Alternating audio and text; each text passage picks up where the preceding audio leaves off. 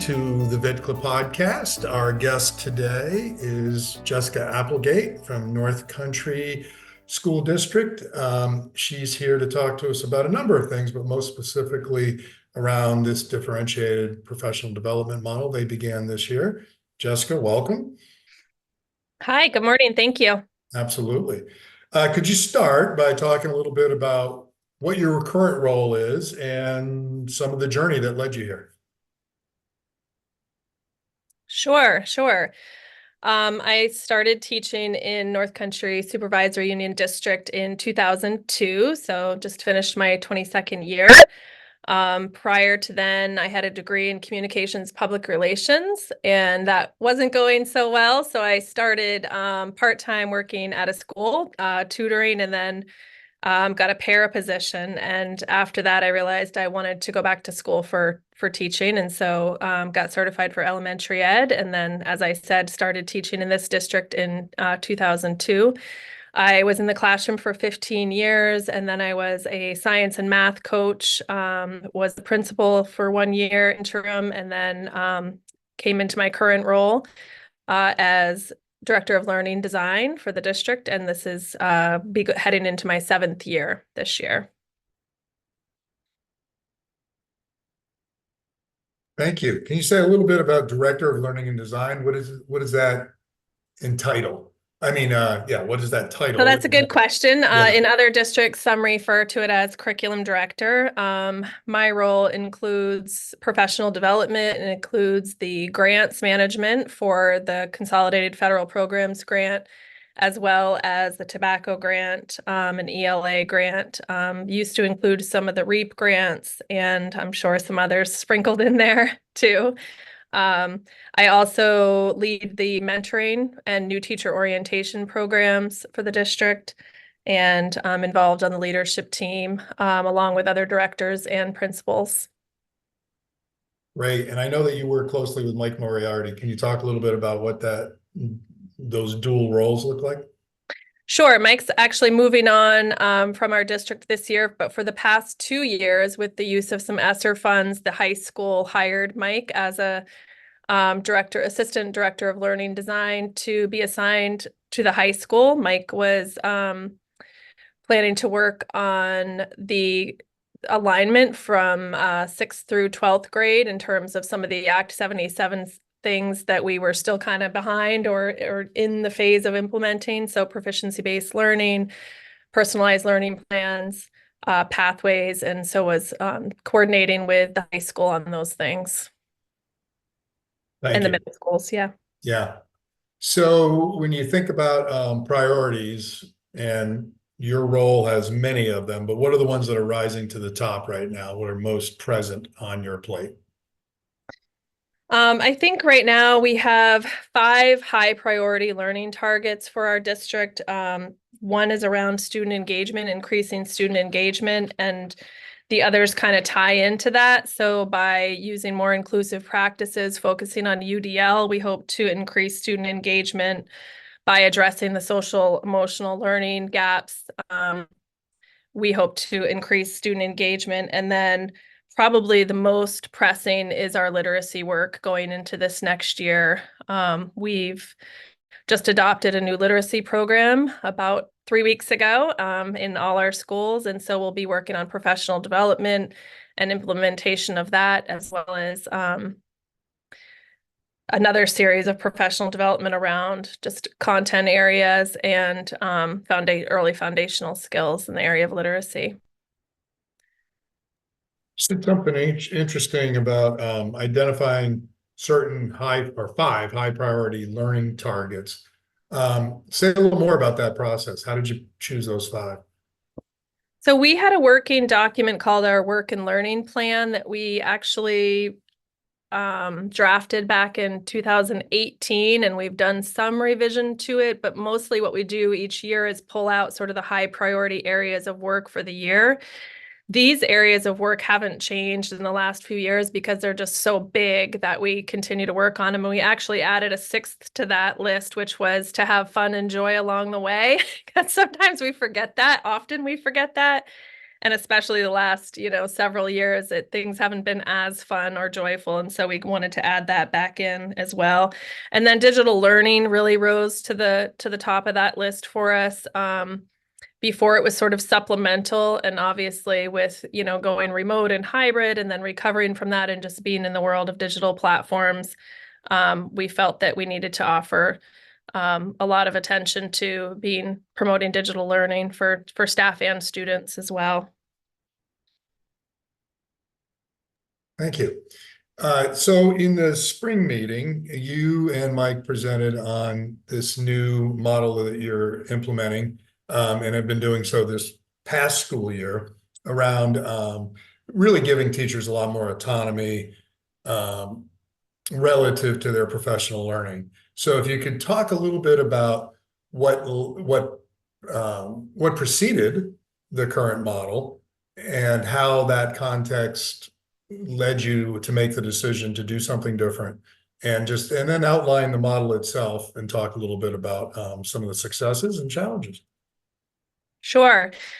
So prior to this model, we've had a couple of different scenarios over the course. Like I said, I've been here over 20 years. So there's been different models along the way. The most recent model prior to this one was mostly principals organized the professional development within their buildings on the PD days, but that started to create some inconsistencies. We're a fairly large district. We have 12 schools, 14 sites. And so when you start to just have everyone doing their own thing, priorities shift and change, and as they should, specific to each context, there really wasn't that much difference in what our students and our teachers needed. So we started to do a needs-based assessment on what were the knowledge, skills, and attributes that we felt all teachers needed. The other piece that kind of started to happen was we had some teachers who were really rising to the top in terms of their expertise, and we wanted to honor the expertise of our in-house teachers by creating opportunities for them to become instructors and facilitators in professional development.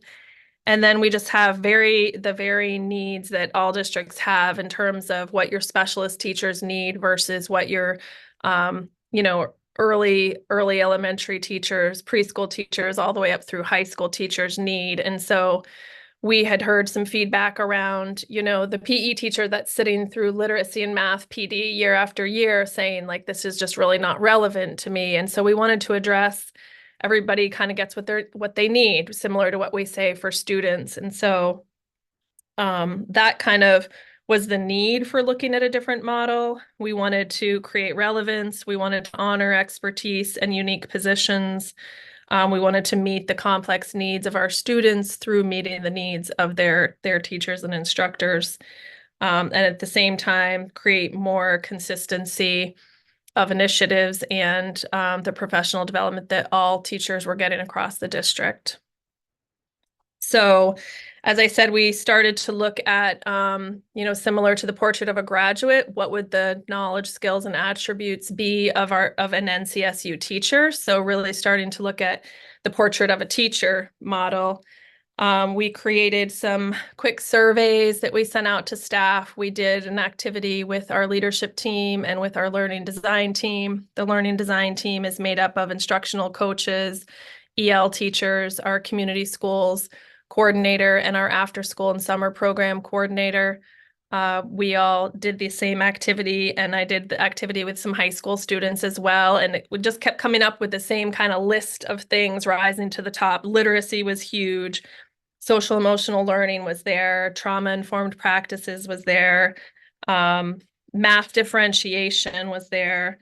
And then, there was just all these other little things that came up that were unique to the time and place that a teacher was in at the moment. So something they really personally were interested in looking at deeper. And that's kind of where the idea of like another so in addition to the courses and workshops that we wanted to offer, we also wanted a pathway that was action research, really specific to teams of teachers or individual teachers to pursue something that they'd been looking for the time and resources to do for a while, and just kind of offer that time for them to do that.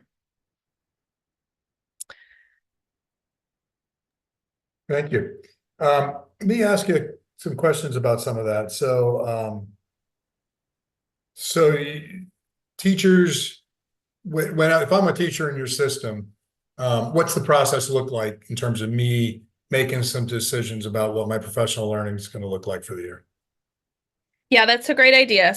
Great question. I mean, so we created kind of the steps to, um, from researching to implementation. So I shared with staff, last year we had 14 options, and they were aligned with those high priority learning targets that I mentioned. So there were some options for foundational reading skills, some writing skills, some math differentiation, so on. Teachers, I put out a blurb on each one. I kind of organized, Mike and I organized instructors, and we used the existing PD days that we had. Principals wanted to keep some of the PD days for their own, but we were able to obtain 5. So we started off the year with convocation, and then we had 3 PD days that were the courses or strands, workshop strands, and then we ended with a celebration of learning in the spring. So teachers registered for options in the spring of last year, as they just did this year. We were able to add 10 options this year, so we had 24 total options this year, ranging, like I said, from technology to teaching kids canoeing and mountain biking for some of our PE teachers and other specialist teachers. There's a ceramics course teaching elementary ceramics that our art teachers will participate in. And then we have a host of staff that are really interested in pursuing the action research model as well. So they register.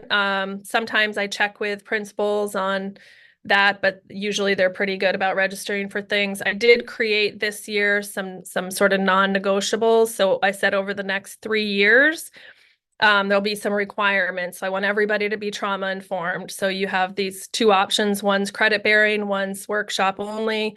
You choose when you want to do it, how you want to do it. But by the end of 3 years, I hope that the entire district is trained in trauma-informed practices.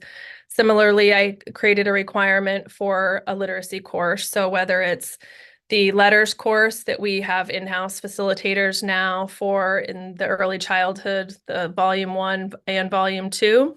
There's also an asynchronous option called Aspire. And then we have literacy specific to CTE teachers, because we have a career center that's included in our district as well, North Country Career Center. So there's some other options in there I'm probably forgetting on literacy, but there's probably 6 or 7 literacy options. By the end of 3 years, everybody take at least one of those.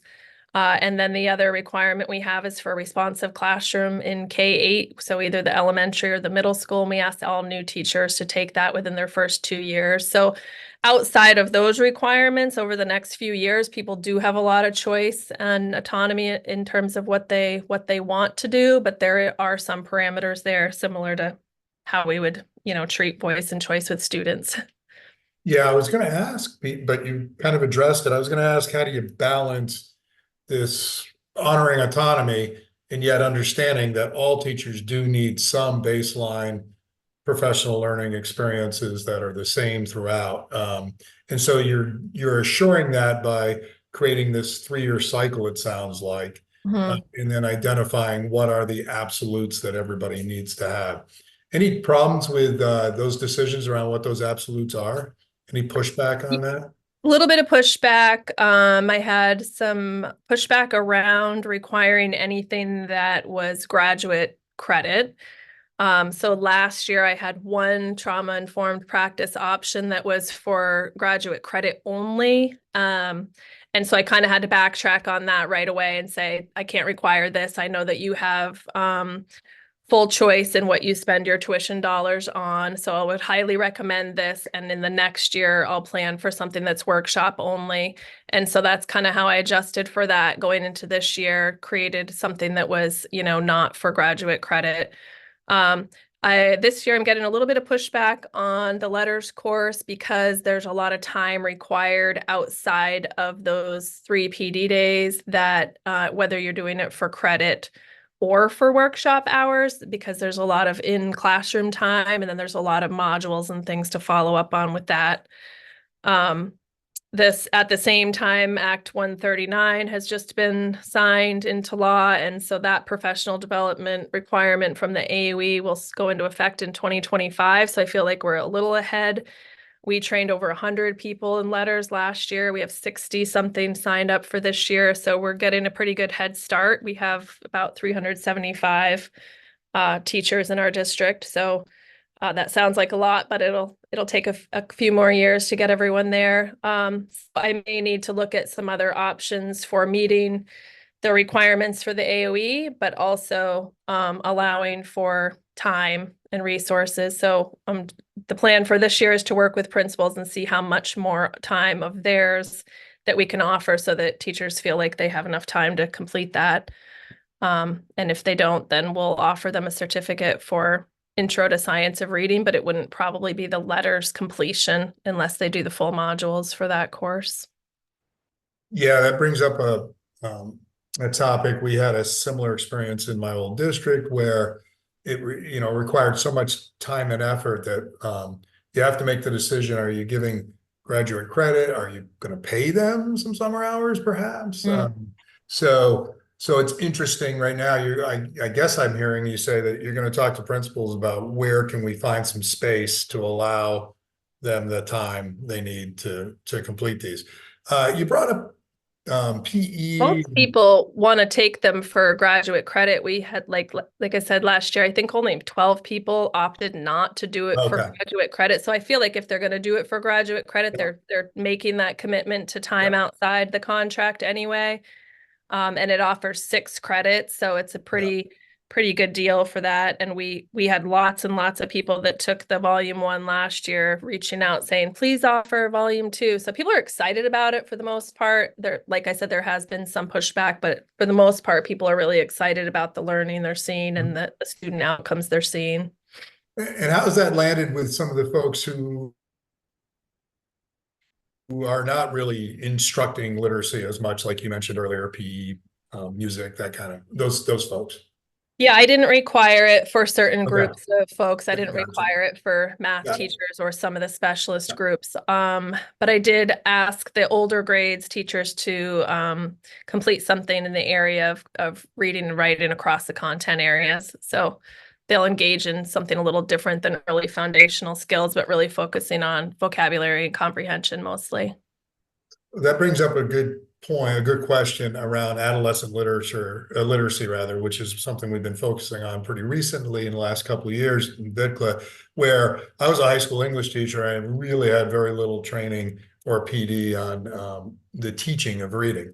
It really was around reading comprehension and symbolism and et cetera, author's craft. So have you had much success or made some headway in that regard with some of these approaches to professional learning?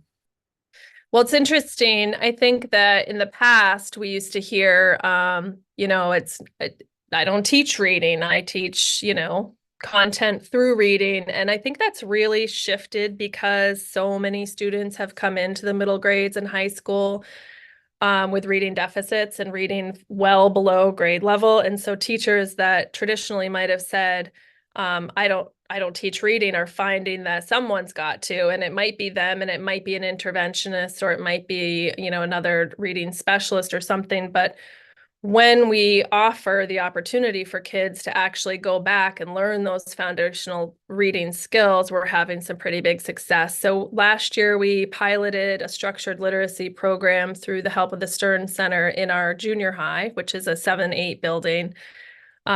We recruited some kids that were, maybe on the dyslexic profile or maybe close to that profile of a student. And we had a reading interventionist work with them 50 minutes 4 times a week. And she saw huge success with that group of students. And so our hope is to expand that We are doubling the size of the student cohort at the junior high next year, which is still not enough kids, but it's better than none. And then we hope to expand it to the high school and offer an option either in our alternative program there or at the regular high school, not in place of their grade level English class, but in addition to. We haven't found an instructor yet for that, so that's kind of the holdup there. But through some coaching from the Stern Center, we hope to expand that to our other K-8 buildings too, pre-K-8 buildings, and offer that in the middle grades.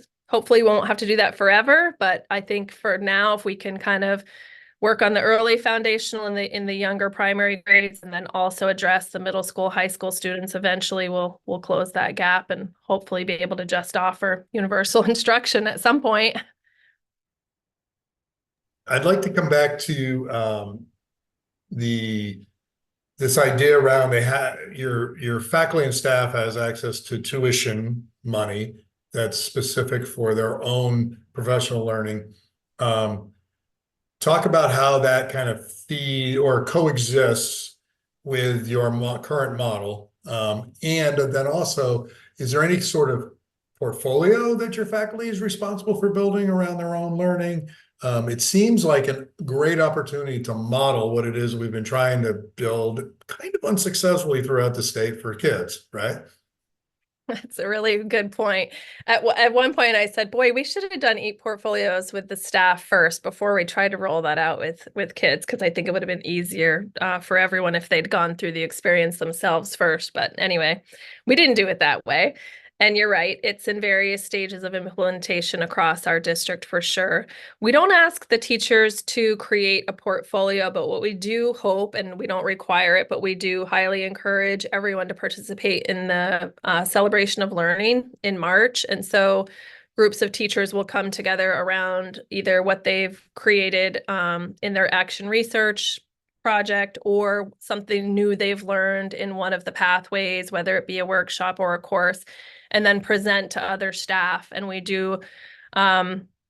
had last March, I think we had something like 35.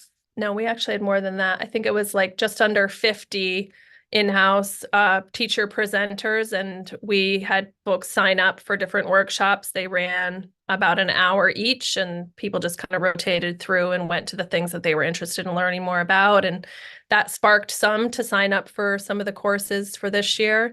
And also some of the research, led to people recommending workshops for me to add this year. So I added a functional skills strand this year because lots of people are like, what is that? What does that mean? They've heard about it through 173, but they didn't really have a solid grasp on it. And so we're going to focus, break it down into some OT, some social cognition, and then executive functioning skills. Our high school team is taking that to another level, and they're working to create one day a month, not a full day, but maybe 2 hours each month to teaching students executive functioning skills. So they're working on that right now as well. I may have missed part of that question. No, I think that captures a lot of what I was wondering about. Yeah, the tuition piece. Another one, wondering I have is, go ahead. Oh, I was just going to say, through the CBA, the collective bargaining agreement, teachers have access to a certain amount of tuition funds. Any workshop fees we've tried to cover through grants. We have some ESSER liquidation that we're using down this year. We have some Title II grants, and we also applied for the literacy grant. And so the combination of those funds are allowing us to pay for the workshop fees. Of course, if someone takes something for tuition, we can't pay for that through the grants, so they would pay for that through their allotment, but that's entirely by choice. Right. But it's my understanding, though, that there are grad courses available through this process as well, if they want to. Yes. So that's great. So what happens if, because you talked about the autonomy, you talked about the absolutes that have to fit into a 3-year cycle. What if, a teacher is experiencing through supervision evaluation, there are some specific needs?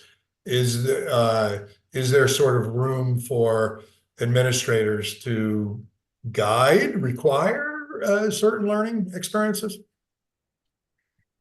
Yeah, that we haven't. I mean, some principals have said to their staff, I'd like you all to do this.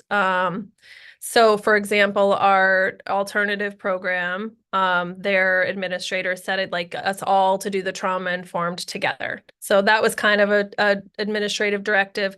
If people had pushed back or had already had it, that might have resulted in some more discussion, but it was pretty everybody agreed to do it that way. Similarly, the Career Center teachers all wanted to take the literacy in Career Center course all together. So their administrator had recommended that to them.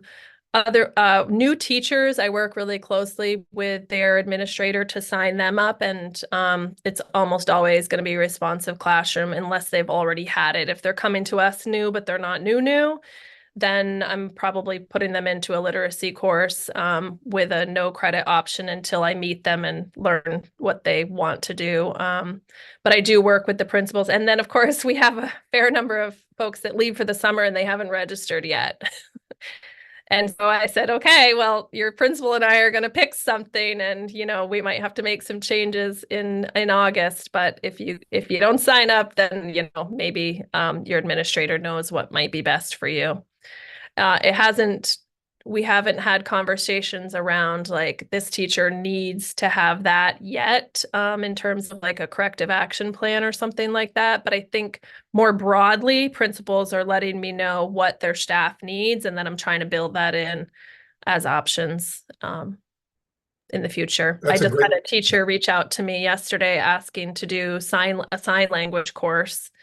And I think that's a great idea. I don't have it built in this year, but I'll make a note to add that for next year. So that's a great segue into my next question. It sounds like a monster organizational challenge. I believe you have a committee that helps you, correct? Yes, Okay. I do. I have a professional learning cadre, which is made up of instructional coaches and principals and other directors, and our ed technology team. And I hope I'm not forgetting anybody, but yeah, and we start to meet in December usually, and then we meet pretty frequently every couple weeks through, I think we wrapped up we had registration opened in May. So yeah, from like December to May, we meet about every other week and divvy up some tasks and just try to get a timeline in place for our end goal and then work backwards from there. And yeah, that team has been crucial to the organization of all of this for sure. Yeah. And what's the structure right now for the time you have throughout the year? Do you have early release days on a pretty regular calendar? We do have early release days. We have 5, I believe. And those are typically principal time. So kind of a trade-off. So if we were gonna, use the professional development days SU-wide, then principals wanted some time with their staff to still do sort of the nuts and bolts building level things and have those discussions. And so they use the early release time. Okay. So when is most of this happening then, if it's not happening during the early release time? It's happening during the full day professional development days. Okay. Which are spread out throughout the year. Okay. Yep. Okay. So there's a balance. So August, October, November, January, and March. Gotcha. Because some systems only have early release days or only have full professional development days, but North Country has a balance of both, it sounds like. Okay.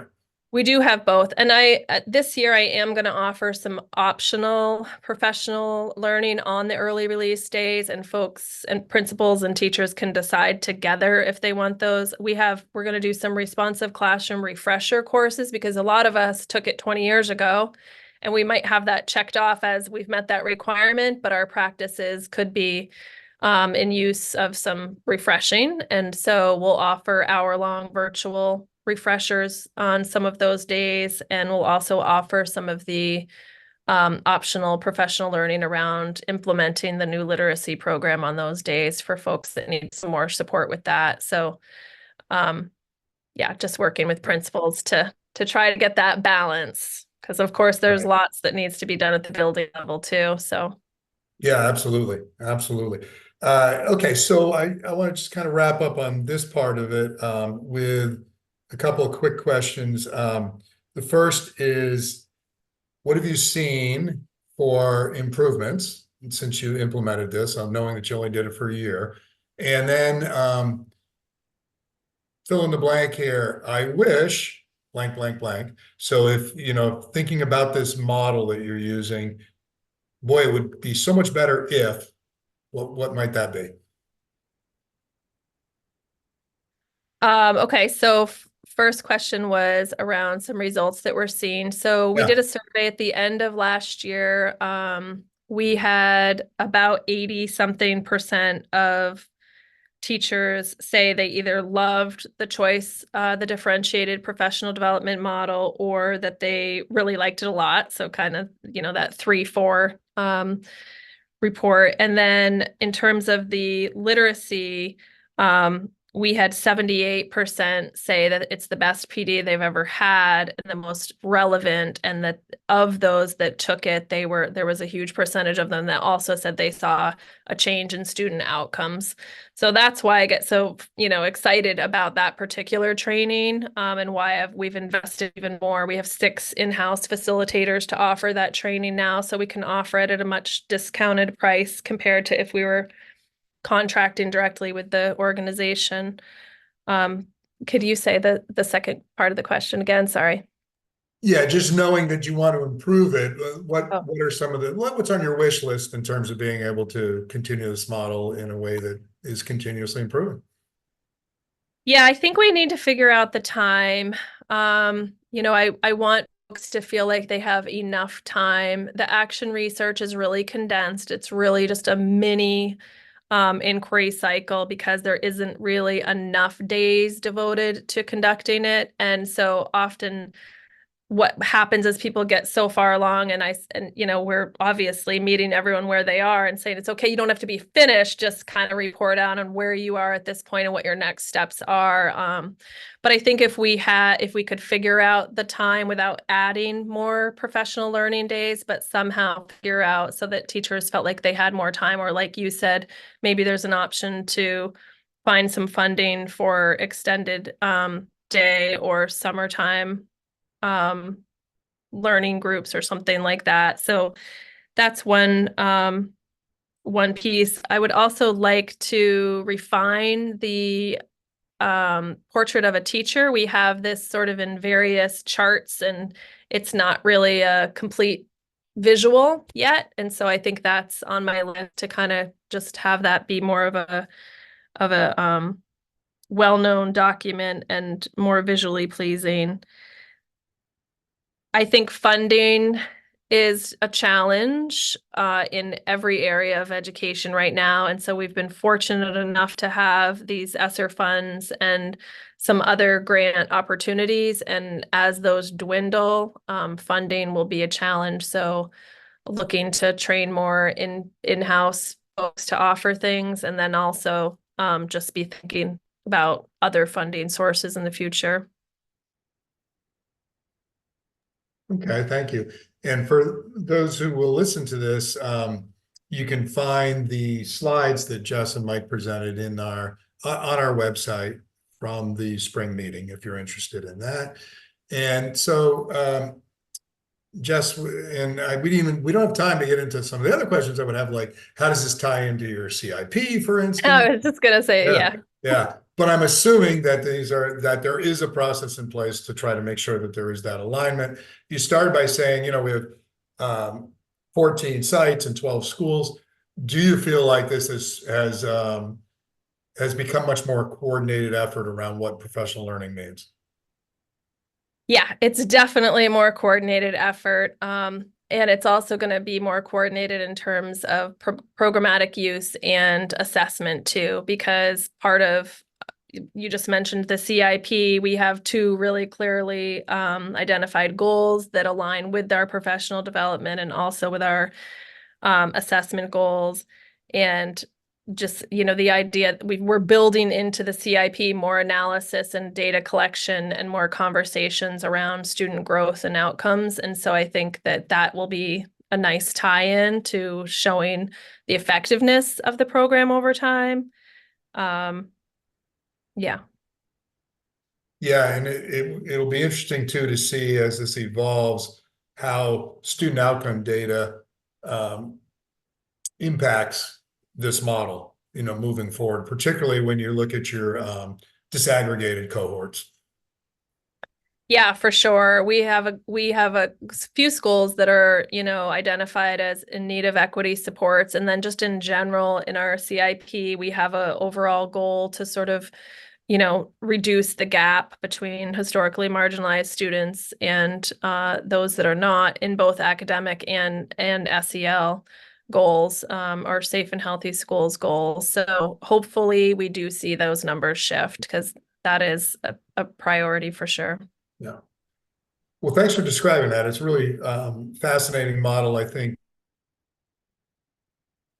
folks who do the work that you do, our members, have always struggled with how do I strike that balance between autonomy and coordination, and make sure that everybody has the understandings that are necessary and yet feel empowered to grow their own pedagogy the way they'd like to. So thanks for sharing that. These are great examples and great tips on how to do that. I want to close though by giving you a chance to do what we always do in the podcast, which is ask you to give a shout out to any persons in the curriculum world that have been influential for you and helpful for your own growth. Yeah, for sure. So just locally, I want to highlight our literacy coaches and our literacy leaders team, for really doing the bulk of the work around researching literacy programs and working together. So that team has been huge this year. And then in terms of Vermont folks, Jen Miller Arsenault received the award for Curriculum Director of the Year. And I just want to say that I've known Jen.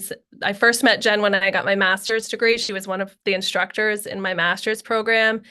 And she just is such an amazing person. She's an amazing instructor. She's so organized and detailed. And I just think it couldn't have gone to a better person. I think she went very well deserved. And a lot of us look up to her and reach out to her with questions, because we know she's a deep thinker and she is a researcher, and she's just very thoughtful in her implementation and in her work with multiple stakeholders. So definitely someone I look up to. Thank you. That's and I echo those sentiments as well. And thanks for taking this time, for doing this great work, and for being willing to share it with all of our colleagues at VTCLA. So thank you, Jessica. Work in progress. So definitely open for suggestion and feedback. Always. Yeah, aren't they all? Absolutely. Yeah. Well, we keep close eye on this because I think it's a fascinating approach. So thank you, Jessica, and good luck with the rest of the summer. Okay, thank you. Absolutely.